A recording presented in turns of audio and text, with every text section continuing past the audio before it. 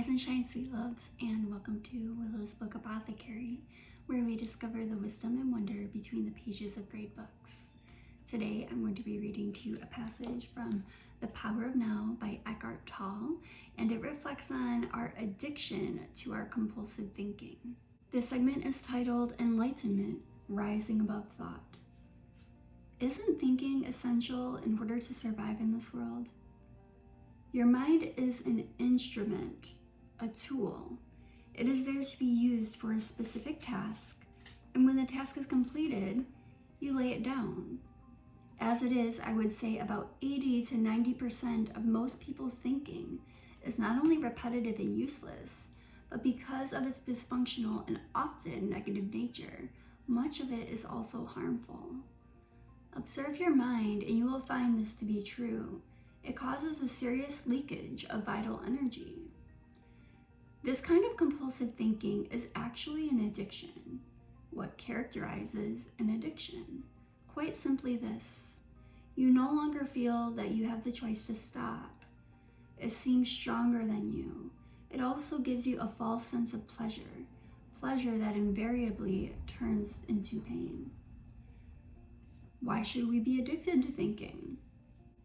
Because you are identified with it, which means that you derive your sense of self from the content and activity of your mind.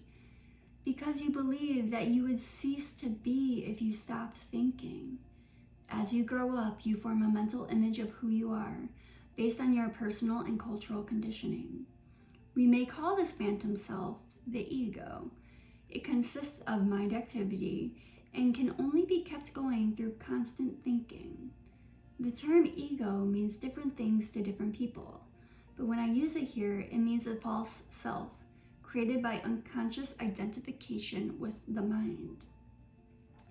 To the ego, the present moment hardly exists. Only past and future are considered important. This total reversal of truth accounts for the fact that in the ego mode, the mind is so dysfunctional. It is always concerned with keeping the past alive, because without it, who are you?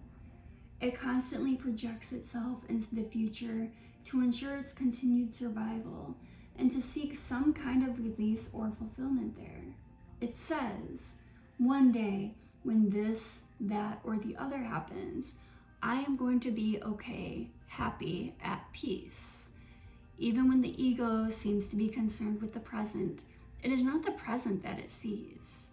It misperceives it completely because it looks at it through the eyes of the past, or it reduces the present to a means to an end that always lies in the mind-projected future. Observe your mind and you'll see that this is how it works.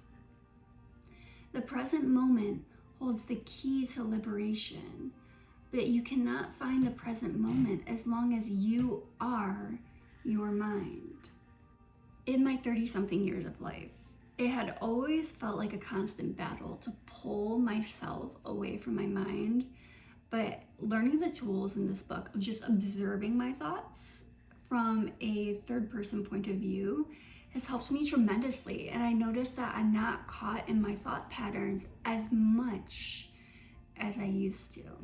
It gains me the freedom to live more in the present moment.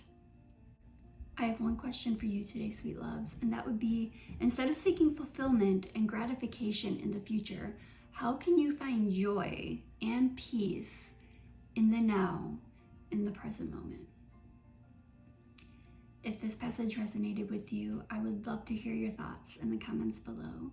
And if you would like more daily literary wisdom, then hit subscribe. I will see you tomorrow.